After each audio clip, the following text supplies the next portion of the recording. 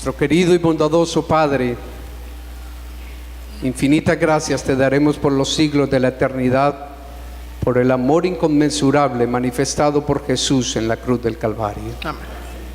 Hemos venido hasta este lugar para tener un encuentro personal contigo y te suplicamos a esta hora que la presencia de tu Santo Espíritu pueda ser una realidad en nuestro medio, para que a través de este siervo tú hables palabras de salvación y vida eterna. Te lo pedimos en el nombre de Jesús. Amén. Momento de leer el mensaje que Dios tiene para nosotros en esta mañana. Así que abramos la palabra del Señor en el libro de Judas, los versículos 14 al 15. Libro de Judas, versículos 14 al 15.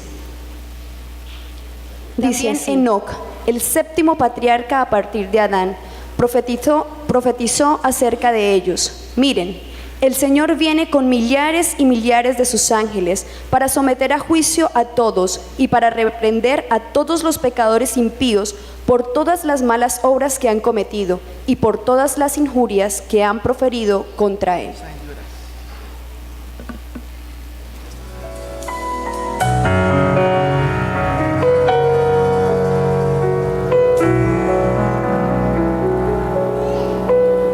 Viene un día en el cual no habrá llanto ni dolor, no habrá noche ni maldad, ni en los ojos lágrimas.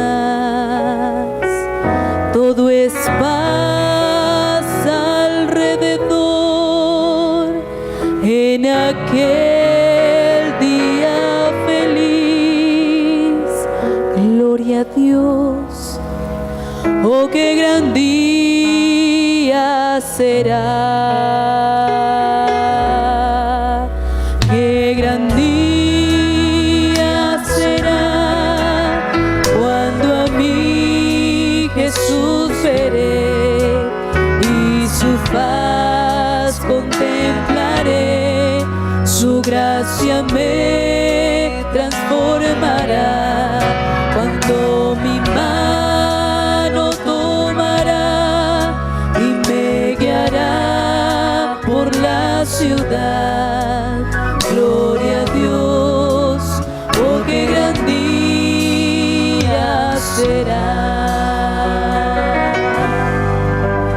La tristeza acabará, no habrá cargas que llevar, no habrá más enfermedad. Los amados se unirán y por siempre viviré junto al que murió por mí. Oh, gloria a Dios, oh, qué gran día será. Oh, qué gran día será cuando a mí Jesús veré y su paz contemplaré. Su gracia me transformará cuando mi mano tomará y me guiará por la ciudad. Gloria a Dios, oh qué gran día será. Oh, qué gran día será cuando a mí Jesús veré y su paz contemplaré. Su gracia me transformará cuando mi mano tomará y me guiará por la ciudad. Gloria a Dios, oh qué gran día será. Qué gran día, 'Gloria a Dios, oh qué gran día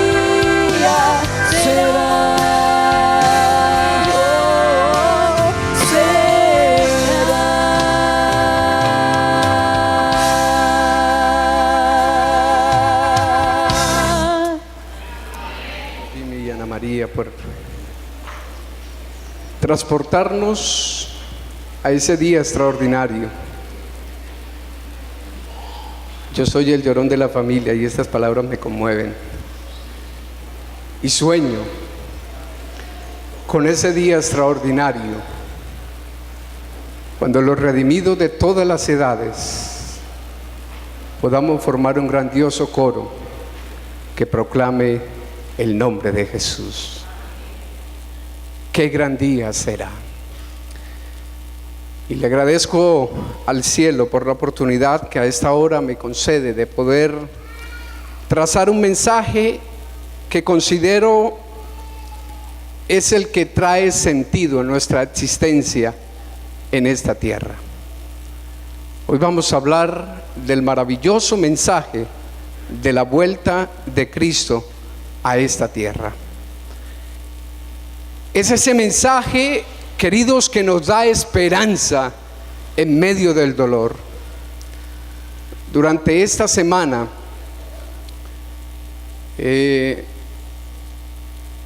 hemos participado y acompañado a dos familias que el diablo las ha pedido para zarandearlas, pero por las cuales hemos estado orando para que su fe no falte, dijo Jesús. Porque uno de los principales problemas que enfrentamos en esta tierra como seres humanos es el problema de la muerte. Pero cuando entendemos la bendita y bienaventurada esperanza que arde en nuestro corazón y se arraiga en él, ya no es un problema, porque ni siquiera la muerte puede separarnos, dijo Pablo, del amor de Dios que es en Cristo Jesús. Y hablaba 2 días después con el pastor Ortiz, cuyo padre murió al comienzo de esta semana, y me decía él: yo sé que es duro, pero Dios utiliza las tragedias humanas para traer salvación y vida eterna. Porque me contaba él, durante ese día Dios utilizó un canal extraordinario a través del mensaje del pastor Roberto Carvajal para llamar a aquellos familiares que todavía no habían aceptado a Jesús como su Salvador personal. Y dice él, en medio del dolor que produce haber perdido a su querido padre, dice: la gran alegría es que Dios utilizó esa adversidad para que hoy más de 50 de nuestros familiares hayan decidido entregar su vida a Jesús para prepararse y encontrarse con mi Padre en el reino de los cielos. De igual manera, durante esta semana acompañamos a la familia Niño Vesga en otra situación muy parecida. Y oramos, hermanos, para que el gozo que producirá el reencuentro con nuestros seres queridos que la muerte nos arrebató traiga esperanza a esos corazones. Porque cuando estemos del otro lado de la eternidad y tal vez podamos recordar aquellas circunstancias difíciles por las cuales hemos atravesado, podamos entonces decirle: Señor, nada se compara. Y gracias, porque esas adversidades tal vez hicieron peldaños de salvación y vida eterna. Saben, queridos, el mensaje del pronto regreso de Jesús a esta tierra es lo que nos debe dar sentido a nuestra vivencia, a nuestra vida de este lado de la eternidad. Vienen dificultades, vienen problemas, pero siempre tomados de la mano de Jesús. Si como los héroes de la fe de Hebreos el capítulo 11, nuestra vista está puesta en el reino de los cielos, nada nada, dijo el apóstol Pablo, nos hará quitar nuestra bendita esperanza de ver muy pronto a Jesús viniendo en gloria y majestad. De esa esperanza habló Enoc y lo registró Judas en su carta. Vayan conmigo al libro de Judas, está inmediatamente antes del Apocalipsis y no tiene sino un solo capítulo. Y en los versículos 14 y 15, lo que fuera nuestra lectura bíblica, encontramos el siguiente mensaje: de estos también profetizó Enoc. La primera pregunta que debe venir a nosotros cuando estudiamos la palabra de Dios de una manera que no sea simplemente para pasar o cumplir un requisito, ¿cuál debería ser? ¿De estos quiénes? Porque Judas empieza el versículo 14 diciendo: de estos también profetizó Enoc. ¿De quiénes? ¿Será de nosotros? Yo espero que no digan de nosotros, porque si dicen de nosotros, usted se está contando de entre los impíos. Pero para poder entender un poco mejor de quiénes está hablando Judas, tendríamos que leer los versículos anteriores. Y vamos a encontrar desde el versículo 1 hasta el versículo 13 cómo Judas empieza a describir la triste y dramática historia del panorama de cómo estaba la sociedad y cómo estaba el ser humano antes del diluvio. Dios había llamado a Noé para que fuera un pregonero de justicia, porque desafortunadamente la tierra se había contaminado de toda perversidad. Y dice el libro de Génesis en el capítulo 6 y el versículo 4 que el corazón de los hombres era de continuo solamente ¿a qué? Como resultado de esto, la tierra se llenó de violencia, de adversidades. Mire lo que dice el versículo 7: como Sodoma y Gomorra de Judas, como Sodoma y Gomorra y las ciudades vecinas, las cuales de la misma manera que aquellos, habiendo fornicado e ido en pos de vicios contra la naturaleza, fueron puestas por ejemplo, sufriendo el castigo del fuego eterno. Y allá hay otro tema interesante. ¿Saben ustedes que el fuego de Sodoma y Gomorra es eterno? Las ciudades no, pero el fuego sí. Y empieza Judas a describir la manera como estaban viviendo ellos. Y mire lo que dice, hace otra comparación en el versículo 11: ay de ellos porque han seguido el camino de ¿quién? Y se lanzaron por lucro en el error de Balaán y perecieron en la contradicción de Coré. Y ahora el versículo 14: de estos también profetizó ¿quién? Enoc, cuando dijo: he aquí viene el Señor con sus santas decenas de millares. ¿Y para qué viene el Señor? Para hacer juicio contra todos y dejar convictos a quienes. Este tema lo hemos considerado, este versículo lo hemos considerado como el castigo de Dios. Pero yo les pregunto, hermanos, y necesitamos entender esto: aunque la Biblia fue inspirada por Dios, sin embargo los santos hombres de Dios escribieron de acuerdo a sus pensamientos, de acuerdo a su cultura, de acuerdo a lo que ellos conocían. Y por eso encontramos en la Biblia autores como Lucas, un médico bien ordenado, estructurado, y sus libros de esa manera. Pero encontramos también en la Biblia filósofos teólogos como Pablo, del cual dijo Pedro: no es fácil comprenderlo. Pero también encontramos campesinos como Amós. Y cada uno de ellos, de acuerdo con su contexto, con su manera de ver las cosas, decía que esto era castigo de Dios. Pero yo quiero decirles en esta mañana, hermanos, nada, escuchen bien, nada de lo malo que le sucede al ser humano nace en el corazón de Dios. ¿Qué cosa dije? Nada de lo malo que le sucede al ser humano nace en el corazón ¿de quién? De Dios.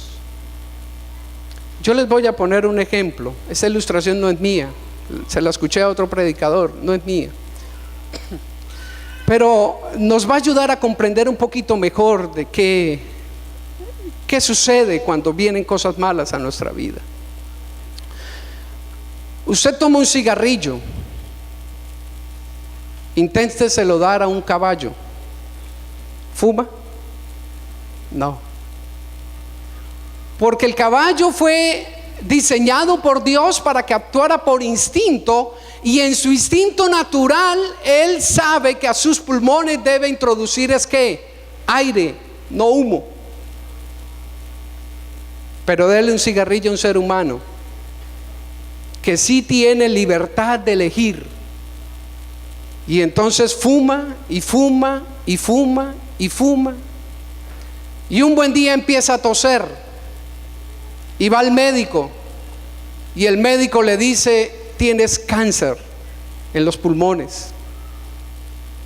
Pregunta: ¿Dios lo está castigando? No. Es simplemente el resultado natural de sus decisiones. Queridos, hay cosas que nos ocurren en nuestra vida que tal vez ni siquiera sean el resultado de nuestras decisiones, simplemente sean el resultado de las decisiones de otras personas, pero a veces tenemos que sobrellevar también esas cargas. Pero nada de lo que le ocurre al ser humano nace, nada malo, nace en el corazón de Dios. Como lo dijo Jesús en la parábola, ¿quién fue el que sembró la cizaña? Fue el enemigo. Solo que Dios a veces utiliza esas adversidades para traer salvación y vida eterna. Fue el enemigo el que sembró el cáncer en la vida de tu amigo, de tu hermano. Pero Dios aprovechó ese cáncer y esa enfermedad para traer salvación, para traer justicia. Y empieza entonces los diferentes profetas ahora a describir la maravillosa forma como Jesús volverá por segunda vez a esta tierra. Y saben, esta semana nos sorprendíamos en el grupo pequeño que tenemos en casa al leer el capítulo 41 del conflicto de los siglos, cómo Elena de White describe al pie de la letra lo que sucederá, y que los profetas como Juan en el Apocalipsis el capítulo 6 también lo describe, como Joel en el capítulo 2 también lo describe, la manera como cuando Jesús regrese por segunda vez toda la tierra será sacudida.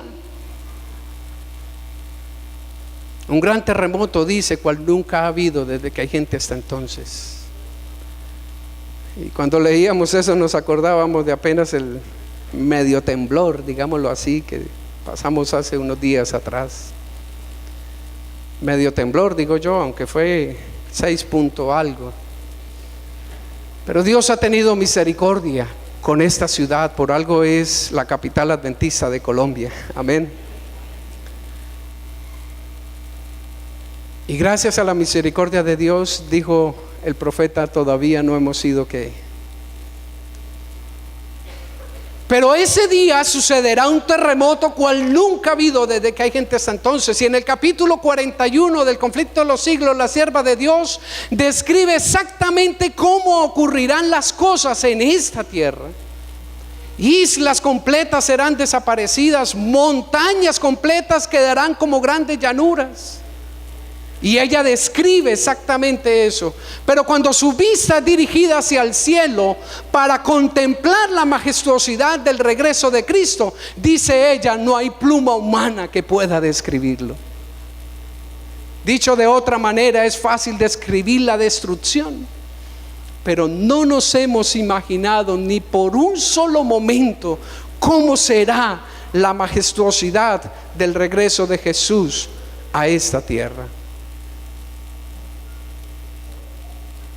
Saben, cuando hablamos de este tema, mucha gente, tú vas a la universidad, tú vas a tus compañeros de trabajo, y le vas a decir: Cristo viene, debemos prepararnos. No me vengas con esas ideas.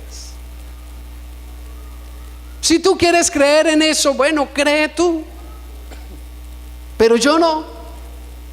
Y ya Pedro lo había escrito también cuando en su segunda epístola el apóstol Pedro en el capítulo 3 escribió: en los postreros días vendrán burladores que, andando según sus propias concupiscencias, dirán: ¿dónde está la promesa de la cual tú tanto nos has hablado? Y no tenemos que ir muy lejos, tal vez vayamos simplemente a nuestra propia familia y se burlen de nosotros. Pero yo les voy a poner un ejemplo en esta mañana. Vamos a suponer que el profesor Eduardo no cree en la segunda venida. Yo sí creo. Y de repente el profesor Eduardo me dice: no, a mí no me vengas con esa historia. Pero yo le digo: bueno, está bien, mira, vamos a suponer que al final del tiempo, porque todo en esta vida, en esta tierra por lo menos, todo lo que empieza tiene que un final. Y bueno, vamos a suponer que esta tierra no será destruida por la majestuosidad del retorno de Cristo. Vamos a suponer que un asteroide vino y destruyó la vida en este planeta, como algunos científicos lo están pronosticando ya. Al final no hubo segunda venida, no hubo nueva Jerusalén, no hubo vida eterna, no hubo tierra nueva. Dígame, ¿qué perdí yo? Nada. Antes, por el contrario, gané, porque ese mensaje me hizo vivir una vida de acuerdo a los parámetros correctos, inclusive que el ser humano mismo tiene en su propia conciencia. Pero ahora vamos al otro caso, al caso en que yo sí tenía razón. Y cuando Cristo vuelva, sí había segunda venida, sí había nueva Jerusalén, sí había vida eterna, sí había tierra nueva. ¿Qué perdió Eduardo? Vamos a decir que yo tengo 50% de probabilidad y él tiene también que 50% de probabilidad. Hasta por simple cálculo de probabilidades, creer y prepararnos para el pronto regreso de Jesús a esta tierra tiene sentido. Pero la Biblia, queridos, no es un libro de probabilidades. La Biblia es un libro, es la palabra de Dios, y en la palabra de Dios solo hay verdades absolutas. Amén.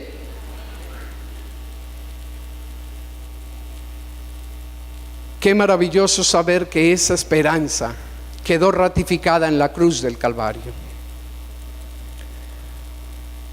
Porque de nada nos serviría creer que Jesús murió y que resucitó si no les hubiera prometido a los discípulos, si ellos lo hubieran ratificado a través de sus escritos, la promesa de que regresaría por segunda vez.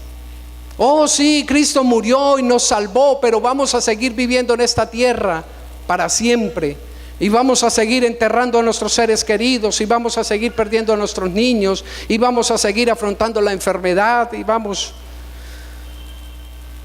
Qué maravilloso saber que Dios intervendrá en este mundo para eliminar el dolor y el sufrimiento. Últimamente, en el mundo cristiano se ha estado hablando mucho del arrebatamiento. Y saben ustedes que esa palabra en realidad existe en la Biblia. Vayan conmigo a la primera carta del apóstol Pablo a la iglesia de Tesalonicenses. De Tesalónica, primera de Tesalonicenses, el capítulo 4 y los versículos 16 y 17. Porque el Señor mismo, con voz de mando, con voz de arcángel y con trompeta de Dios, descenderá ¿de dónde? Y luego que haya descendido, los muertos en Cristo, ¿qué cosa? Y luego nosotros, los que vivimos, los que hayamos quedado, seremos arrebatados juntamente con ellos en las nubes para recibir al Señor en el aire, y así estaremos para siempre con el Señor. Queridos, esto es palabra de Dios. El Señor ha prometido que regresará para terminar con el dolor. El Señor ha prometido que va a regresar para terminar con tu vida de sufrimiento. Tal vez esté predicando para alguien que está enfrentando una terrible enfermedad. Tal vez esté predicando para alguien que los problemas están agobiándolo hasta más no poder. Pues yo te digo en esta mañana, un día todo esto terminará. Dios tiene un plan para ti y para mí, porque cuando salimos de sus manos, cuando Dios nos creó, su propósito era que viviéramos felices para siempre. Pero desafortunadamente el enemigo sembró el pecado, el dolor y el sufrimiento. Pero un día regresará. Y no me digas que un evento, como lo describe Apocalipsis, que todo ojo le verá, va a ser algo secreto, sino que con voz de arcángel y con trompeta de Dios descenderá del cielo, y los muertos en Cristo resucitarán primero.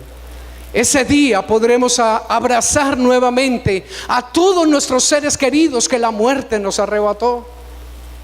Ese día, como lo decía Jimmy y Ana María en su himno, no habrá más muerte, no habrá más llanto, no habrá más dolor. Porque todas las primeras cosas habrán pasado, y enjugará a Dios toda lágrima de nuestros ojos, y viviremos y reinaremos con Cristo por los siglos de la eternidad. ¿Cómo será ese evento? Vayan conmigo al libro de Apocalipsis, el capítulo 6. Libro de Apocalipsis, el capítulo 6 y los versículos 12 en adelante. Apocalipsis capítulo 6, versículo 12 en adelante. Miré cuando abrió el sexto sello, y he aquí hubo un gran terremoto, y el sol se puso negro como tela de silicio, y la luna se volvió toda como sangre, y las estrellas del cielo cayeron sobre la tierra como la higuera deja caer sus higos cuando es sacudida por un fuerte viento. Y el cielo se desvaneció como un pergamino que se enrolla, y todo monte y toda isla se removieron de su lugar. Y los reyes de la tierra, y los grandes, los ricos, los capitanes, los poderosos, y todo siervo y todo libre, se escondieron en las cuevas y entre las peñas de los montes, y decían a los montes y a las peñas: caed sobre nosotros y escondednos del rostro de aquel que está sentado sobre el trono y de la ira del Cordero, porque el gran día de su ira ha llegado, y ¿quién podrá sostenerse en pie? El capítulo 6 describe los eventos que ocurrirán cuando Cristo vuelva por segunda vez. Y curiosamente los impíos terminan ese día con una pregunta: después de hoy, ¿quién permanecerá con vida? Lo maravilloso del texto bíblico es que en el versículo siguiente, o en el capítulo siguiente, está la respuesta a esa pregunta: ¿quién podrá sostenerse en pie? Y el capítulo 7 habla de un grupo de redimidos que los cataloga o los menciona como los 144,000. Vayan conmigo al libro de Joel, el capítulo 2, donde también el profeta en el Antiguo Testamento describe las escenas que ocurrirán cuando Cristo vuelva por segunda vez. Joel capítulo 2, los versículos 1 en adelante. Damos gracias a Dios por la lluvia, porque ahora nadie tiene afán de irse, ¿no? Versículo 1 en adelante: tocad trompeta en Sión y dad alarma en mi santo monte.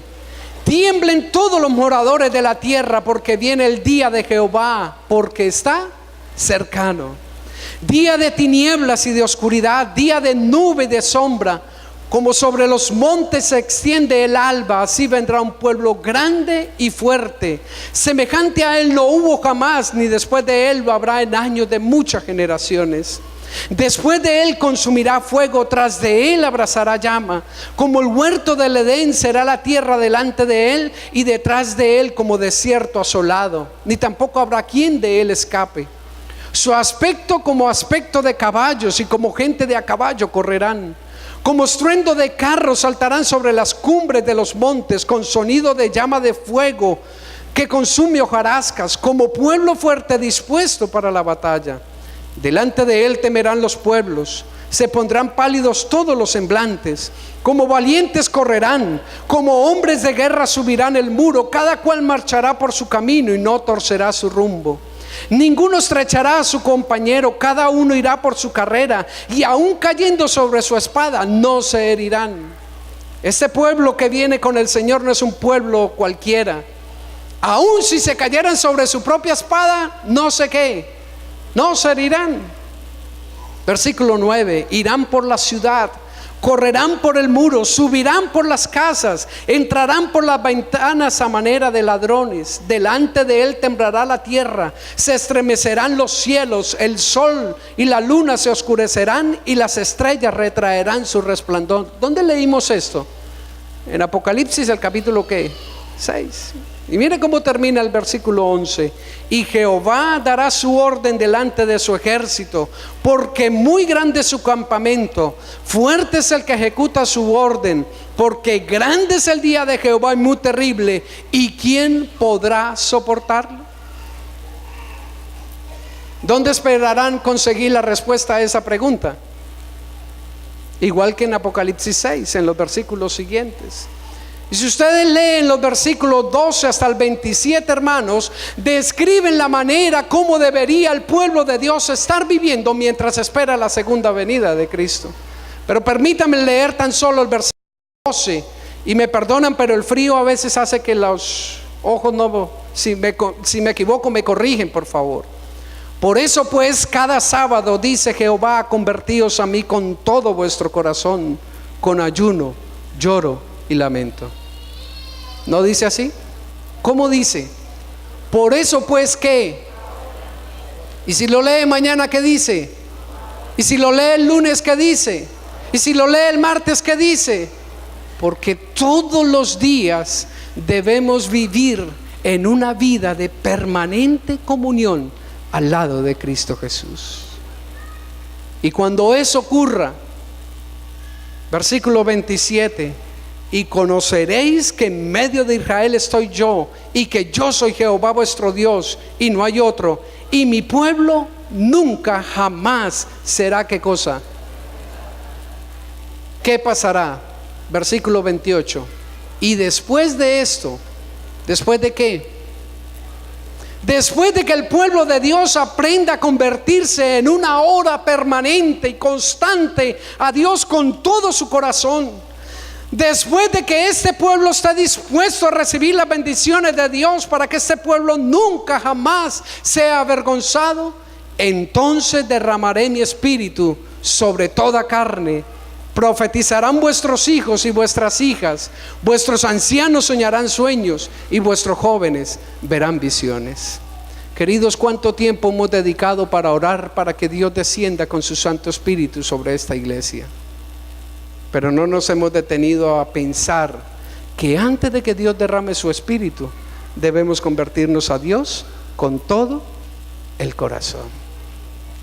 Cristo muy pronto vendrá. Son pocos los que lo creen. Cristo muy pronto vendrá. Pero para que Cristo venga, necesitamos recibir la bendición de Dios a través del derramamiento de su Santo Espíritu. Pero para recibir esa bendición, necesitamos consagrarnos a Dios con todo nuestro corazón. Jesús mismo, cuando estuvo en esta tierra, le dijo a sus discípulos que su segunda venida iba a ser como en los días de Noé. Y en esos días Dios llama a Noé para que sea un pregonero de justicia. Y Noé, junto con otros patriarcas, porque Noé no fue el único, Enoc, contemporáneo, dice Judas, profetizó también de esto. El mismo Matusalén, cuyo propio nombre era una profecía. Pero Dios había dicho que esta predicación iba a durar 120 años. Y muchas personas, cuando escucharon inicialmente el primer mensaje, llegaron a ayudarle a Noé. Algunos aportaron hasta para la construcción del arca, otros aportaron trabajo, otros aportaron dinero, otros aportaron madera. Pero pasaron 10 años y no sucedía nada. Pasaron 20 años y nada, 60 años y nada. Y Noé seguía predicando de que un día iba a llover tanto sobre la tierra que la tierra se iba a inundar y toda vida humana iba a perecer, excepto la de aquellos que tomaran el arca de salvación.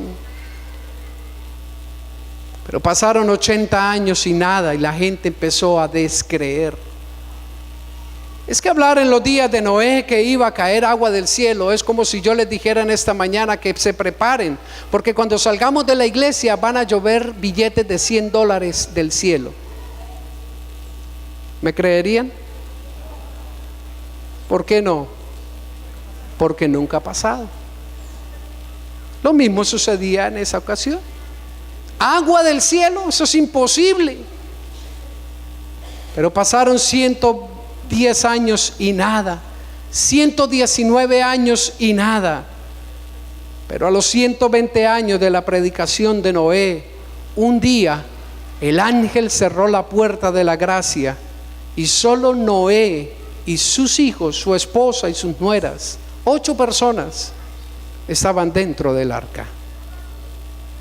A pesar de todas las señales que Dios les había dado, porque tiempo antes, de manera maravillosa, los animales empezaron a entrar al arca, nadie los dirigía, ellos solitos iban entrando, y la gente sorprendida decía: ¿qué está pasando aquí? Pero el enemigo tenía tantos negocios, tantas circunstancias, tenía tantas cosas alrededor de ellos que los mantenía distraídos. Y cuando el ángel cerró la puerta, nadie pudo darse cuenta que el tiempo de la gracia había terminado. Y ese día todo el mundo se dirigió normalmente a su trabajo, todo el mundo iba normalmente para el colegio, todo el mundo se fue normalmente a sus quehaceres diarios, sin saber que ese día los juicios de Dios caerían sobre esta tierra. Y cuando comenzó a llover, cuando apareció tal vez la primera nube en el cielo y se puso negra, la gente se asustó y dijo: ¿qué está pasando? Se acordaron de Noé y del arca, y cuando corrieron allí ya era demasiado tarde. Por esos mensajes estoy seguro que Noé también habló las mismas palabras del profeta y del apóstol cuando dijo: hoy es el día de salvación, hoy es el día de buena nueva. Si oyeres hoy su voz, no endurezcáis vuestro corazón. Y desafortunadamente miles y miles de millones de personas perecieron en el diluvio. En ocasión de la vuelta de Cristo, el enemigo utilizará la misma estrategia para hacernos desviar de la atención que deberíamos tener en el pronto regreso de Jesús a esta tierra. Pero muchos de nosotros tal vez nos preguntamos: ¿por qué se demora tanto? Vayan conmigo a la segunda carta del apóstol Pedro, en el capítulo 3, y allí encontraremos la respuesta. Segunda de Pedro, capítulo 3, el versículo 9 en adelante. El Señor no retarda su promesa. ¿De qué promesa está hablando Pedro aquí? De la segunda venida de Cristo. Pero el Señor no retarda su promesa, según algunos la tienen por tardanza, sino que es paciente para con nosotros, no queriendo que ninguno perezca, sino que todos procedan a ¿qué? ¿Por qué no ha vuelto Cristo entonces? Porque todavía nos tiene paciencia. no queriendo que ninguno de los que estamos en esta mañana, en esta iglesia, nos perdamos, sino que procedamos a ¿qué cosa? No retardes más tu decisión. Jesús está volviendo. Y es el mensaje que predicamos desde hace mucho tiempo atrás. Pero yo en esta mañana les digo, si tan solo pudiesen ser abiertos nuestros ojos para ver qué es lo que Dios nos está ofreciendo, no vacilaríamos por un solo segundo de entregar nuestra vida completamente a Jesús. ¿Cuál es el paso que debes dar? Vayan conmigo para terminar al libro de Romanos, el capítulo 6, los versículos 3 y 4. Libro de Romanos capítulo 6, versículos 3 y 4. ¿O no sabéis que todos los que hemos sido bautizados en Cristo Jesús hemos sido bautizados en su muerte? Porque somos sepultados juntamente con Él para muerte por el bautismo, a fin de que como Cristo resucitó de los muertos por la gloria del Padre, así también nosotros andemos en vida nueva. Permítanme explicarles el texto. Pablo está diciendo aquí, miren, si usted quiere tener salvación y vida eterna, si usted quiere nacer de nuevo, usted debe creer primero que Jesús murió en la cruz del Calvario. Pero el solo hecho de creer no garantiza tu salvación. Esa cruz que estaba ya en el Calvario no era para Cristo. Y yo me imagino a ese hombre, y así lo narró, y nunca se me olvida las palabras del pastor Bullón cuando él decía en un tema, yo me imagino al hombre que estaba talando, arreglando la cruz, porque las cruces eran dispuestas de acuerdo al tamaño del cuerpo de la persona que iban a crucificar. Y cuando estaba talando la cruz, me imagino por fin prendieron a Barrabás y la marcó y le escribió allí la cruz para Barrabás. Pero si hubo alguien que entendió qué significa que Cristo haya muerto en su lugar, fue Barrabás. Porque en esa cruz no se debió haber colocado solamente cruz para Barrabás, sino cruz para William Camacho, porque yo era el que merecía esa muerte.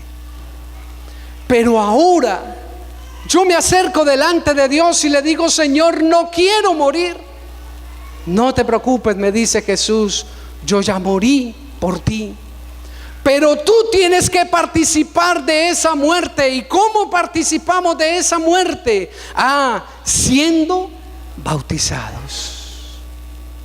Porque cuando das testimonio público de tu aceptación por Cristo Jesús, entonces eres bautizado en su muerte.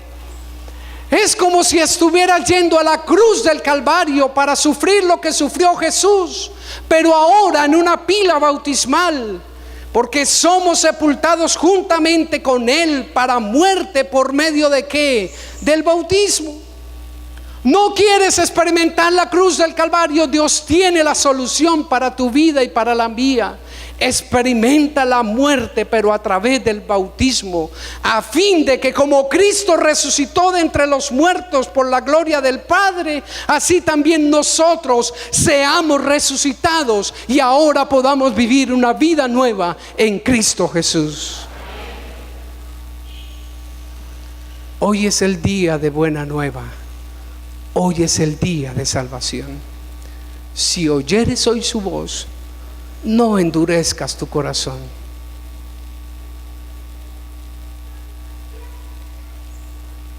Si tan solo pudiésemos entender un poquito qué es lo que el Señor nos está ofreciendo, de qué nos está librando, cuál es el plan extraordinario que tiene para nuestra vida, no dudaríamos ni un solo segundo de aceptarlo y de ser bautizados en su muerte. Y yo voy a hacer ahora una invitación muy especial. Y voy a pedirle a la iglesia que toda junta se una a mí en una oración con las palabras del himno en el seno de mi alma. Y voy a pedirle a Jimmy y Ana María que suban para cantar. Si alguien me puede ayudar con el número del himno. 358. Y voy a hacer una invitación muy especial. Queridos, el próximo sábado vamos a asistir a una ceremonia fúnebre. No se asusten, porque algunas personas han decidido morir la muerte de Cristo, pero siendo bautizados en la pila bautismal. Y mientras la iglesia se une para cantar este hermoso himno, en el seno de mi alma, una dulce quietud, voy a invitar a aquellas personas que quieren unirse a aquellos que han de ser bautizados el próximo sábado. No se dejen distraer del enemigo. El próximo sábado vamos a celebrar una linda ceremonia bautismal. Jesús está volviendo y hoy es el día de tomar decisiones para vida eterna. Si tú sientes en tu corazón el deseo, dime, querido, ¿qué te está impidiendo entregar tu vida completamente a Jesús? Estás condenado a muerte como todos lo estamos, y Jesús te está ofreciendo que si no quieres vivir esa muerte de la cruz, Él te promete que si eres bautizado vas a nacer a una nueva vida. Por eso, mientras cantamos las melodías de este himno, si hay por lo menos una persona que quisiera decirle al Señor: yo quiero ser bautizado el próximo sábado para nacer de nuevo, para prepararme para el pronto regreso de Jesús a esta tierra, voy a pedirte que te coloques en pie y vengas aquí adelante. Yo quiero orar por ti para que Dios confirme tu decisión y el próximo sábado puedas entregar tu vida en los pies de Cristo Jesús. Dios te bendiga, hermana. Dios te bendiga. Jimmy, por favor, cantemos este himno. Iglesia, únanse a mí en oración, porque con ustedes y conmigo hay muchas personas que desean ser bautizadas. No se coloquen de pie, hermanos, permanezcan sentados. Solo quiero ver de pie a aquellas personas que han decidido entregar su vida a través del bautismo el próximo sábado en esta iglesia. Y si esa es tu decisión, mientras cantamos el himno, vengan aquí adelante. El ministro va a estar aquí adelante para recibirlos. En el cielo va a haber una fiesta extraordinaria hoy mismo que va a durar por toda la eternidad. De mi alma, si oyes hoy la voz de Dios, no endurezcas el corazón. Ven a Jesús. Hoy es el día de salvación.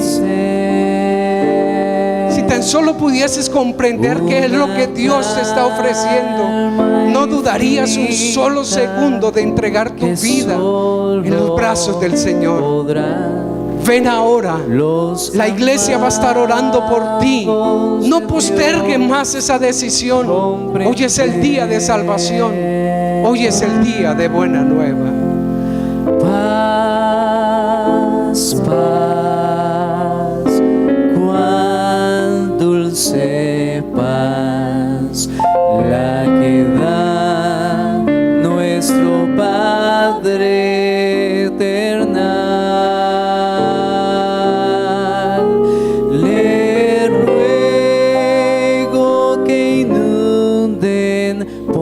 Siempre mi ser, sus ondas de amor celestial. Qué tesoro yo tengo en la paz que me dio, en el fondo de mi alma de estar, tan seguro que nadie quitarlo podrá. mientras vea los siglos pasar. Oh, paz, paz, cuán dulce paz, la que da nuestro Padre eterna. Le ruego que inunden por siempre mi ser, sus ondas de amor celestial. Esta paz inefable consuelo me da, pues descanso tan solo en Jesús, y en peligro mi alma ya nunca estará, porque estoy inundado en su luz. Paz, paz, cuán dulce paz, la que da nuestro Padre eterna.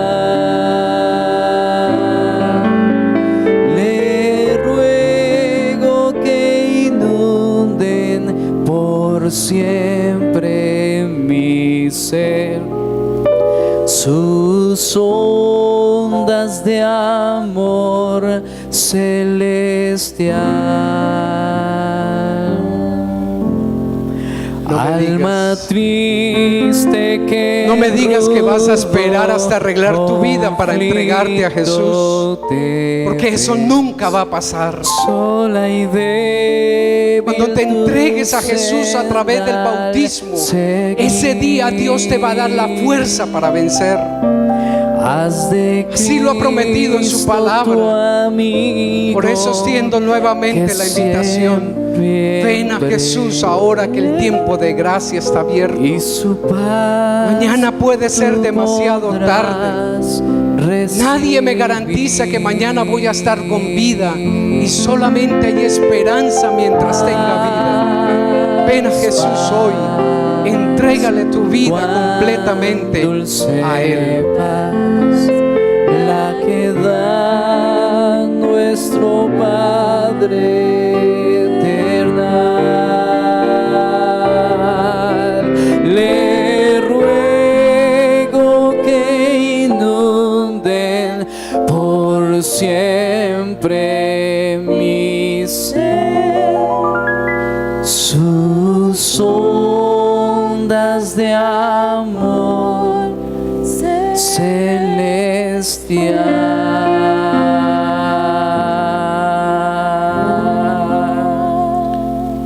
Yo quiero terminar este mensaje con unas palabras de esperanza para aquellos que han tomado su decisión. Al único Dios sabio, a nuestro Salvador Jesucristo, sean la gloria y la majestad, dice Judas 25. Y el versículo 24 dice: Él es poderoso para guardaros sin caída. ¿Para guardarlos sin qué, hermanos? No me digan que no es posible vivir una vida santa delante de Dios, porque Dios, que resucitó a Jesús de entre los muertos, tiene poder también para guardaros sin caída y presentaros, dice Judas, sin mancha delante de su gloria con gran alegría. Dios tiene el poder para que al entregar su vida a través del bautismo te va a hacer victorioso por su nombre y por su misericordia. Alguien quisiera unirse colocándose de pie a este grupo para decirle: yo también quiero prepararme para el pronto regreso de Jesús a esta tierra. ¿Hay alguien que quiere decirle eso al Señor? Vamos a doblar nuestras rodillas y vamos a terminar con una oración.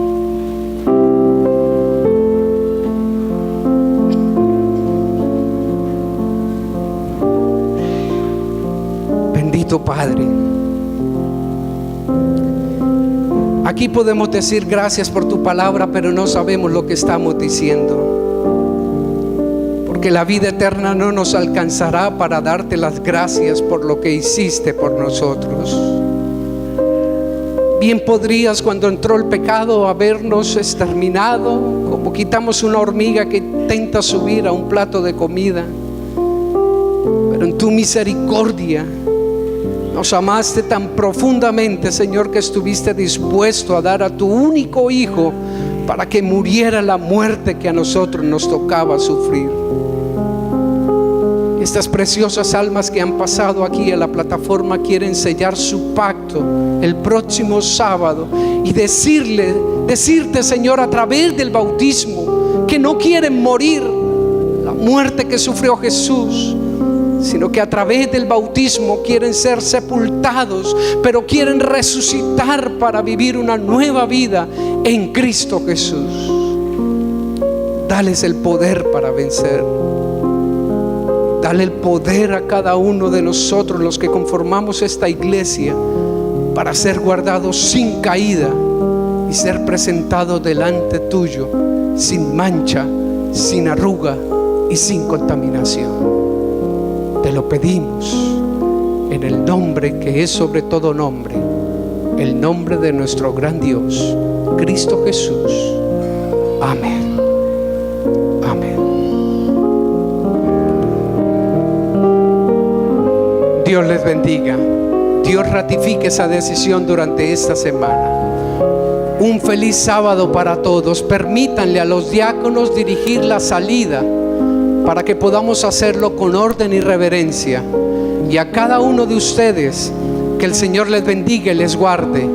Haga resplandecer Dios su rostro sobre ustedes y tenga de ustedes misericordia. Amén.